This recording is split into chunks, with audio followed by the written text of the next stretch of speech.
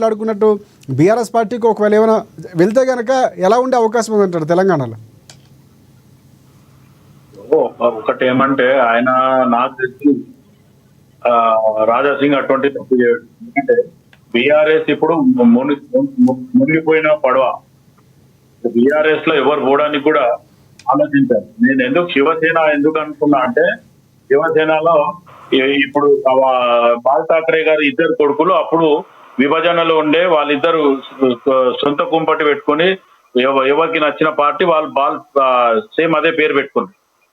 కానీ ఈ రోజు వాళ్ళిద్దరు అన్నదమ్ములు కలిసి మొన్న ఖచ్చితంగా ఒకటే వేదిక పైన నిలబడి మళ్ళీ జాయిన్ అవుతున్నాము ఒక 20-25 years తర్వాత అనేది మనం న్యూస్ లో చూడడం జరిగింది. సో అది అయితే సిటీలో కొంచెం ఆయనకు మైలేజ్ ఉంటది, అవకాశం కూడా ఉంటది. రాజశేఖర్, హలో.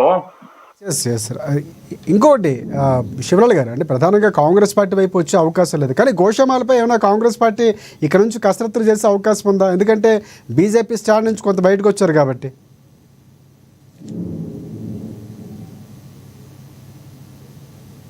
పార్టీ అక్కడికైనా అభ్యర్థిని పెడుతుంది. ఎందుకంటే గతంలో కూడా ఏదైతే గోషామైల్ ఏదైతే ఉందో అది ఆల్రెడీ ముఖేష్ గౌడ్ గారు అప్పట్లో కాంగ్రెస్ ఉన్నప్పుడు ఆయన కూడా కాంగ్రెస్ పార్టీకి అది కంచుకోట ఉండే. ఇక తర్వాత మారింది. రేపు అవసరం అనుకుంటే కాంగ్రెస్ పార్టీ ఈ రోజు అక్కడ నిజంగా కూడా ఉప ఎన్నికలు వస్తే కాంగ్రెస్ పార్టీ కూడా రేపు ఒకవేళ రాజాసింగ్ అక్కడికి నిలబడడం అనుకుంటే ఖచ్చితంగా అది కాంగ్రెస్ కి కైవశం అయ్యే అవకాశం కూడా ఉంటుంది. అంశాలు చూసుకుంటే ప్రధానంగా బీజేపీ పార్టీకి తీవ్ర నష్టం ఉండబోతుంది అంటారు. అంటే ఇంకో రకంగా, అంటే ఇందాక రామ్మోహన్ రావు గారు మాట్లాడుతూ రాజకీయాల్లో ఎప్పుడైనా ఏ మార్పులైనా జరగచ్చు. ఎందుకంటే గతంలో కూడా తనని సస్పెండ్ చేసిన తర్వాత మళ్ళీ పార్టీలోకి రావటం, మళ్ళీ గెలిచినటువంటి సందర్భాలు ఉన్నాయి. అంటే నిజంగా ఇది నమ్మడానికి నమ్మశక్యం కానటువంటి అంశాన్ని ఇటువైపు బీజేపీ పార్టీలో కొంతవరకు విమర్శలు వస్తున్నా కూడా దీని వెనక ఏదో వ్యూహం ఉందన్నటువంటి అంశాలు వినిపిస్తున్నాయి. సో మీకు అలాంటి ఏమైనా ఒక అనుమానం ఉందంటారా?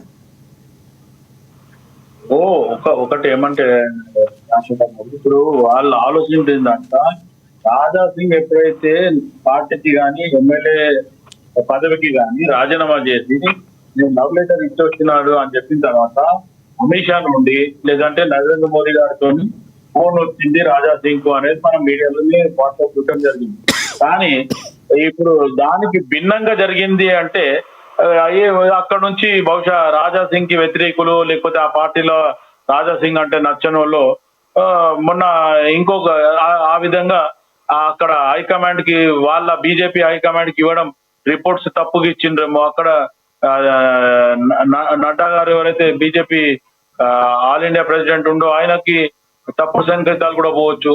అక్కడ అబ్జెక్షన్ చేస్తే ఒకవేళ అమిత్ షా గాని ఇటు నరేంద్ర మోదీ గారు కానీ ఒకవేళ రాజాసింగ్ కు సపోర్ట్ అంటే ఈ రోజు ఈ రిజిగ్నేషన్ యాక్సెప్ట్ చేయాల్సిన అవసరం లేకుండే.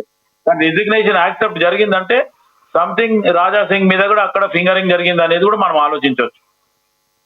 ఇప్పుడు అదే కాకుండా ఇంకొకటి, కొండా విశ్వేశ్వరరెడ్డి గారు కూడా ప్రెస్ మీట్ పెట్టి రాజాసింగ్ మీద, అసలు జనరల్ గా కొండా విశ్వేశ్వరరెడ్డి గారు చాలా స్మూత్ గా ఉంటారు, ఎవరు కాంట్రవర్షియల్ పోడు, కానీ ఆయన కూడా ఈ రోజు మాట్లాడడం జరిగింది. ఏమని, రాజాసింగ్ ఎవరిని కలవడు, ఎక్కడైనా పార్టీ ఉంటే రాడు, లేకపోతే నాన్ వెజ్ ఉంటే తినడు, ఇటువంటి మంచి ఉంటే ఇట్లా అనే రకంగా కొండా విశ్వేశ్వరరెడ్డి గారు వివరించడం.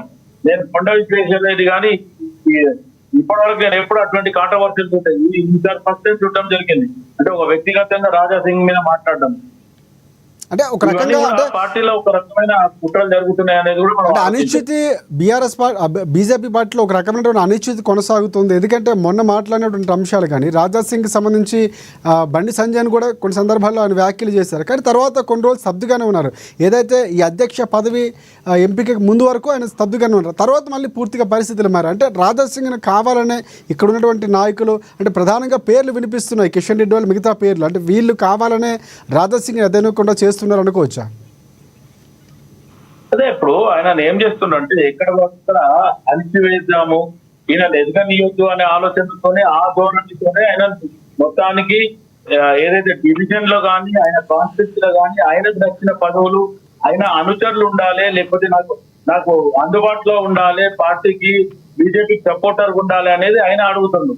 కానీ ఆయనకు వ్యతిరేకంగా ఉన్న మనుషులకే అక్కడ పదవులు ఇచ్చింది అనేది కూడా ఆయన బాధపడడం జరిగింది.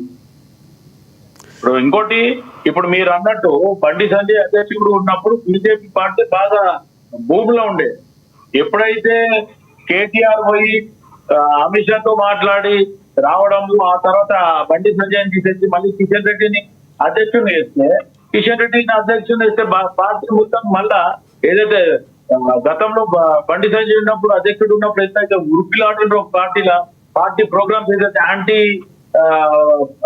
గవర్నమెంట్ పాలసీలు ఏవైతే చేసిందో బండి సంజయ్, కానీ అదే కిషన్ రెడ్డి వచ్చిన తర్వాత జరగలేదు. జరిగినా కానీ అది నామమాత్రం తొత్తుగానే జరిగింది తప్ప ఖచ్చితంగా విభజించేలాగా అయితే మాట్లాడలేదు. రైట్ రైట్ మనకు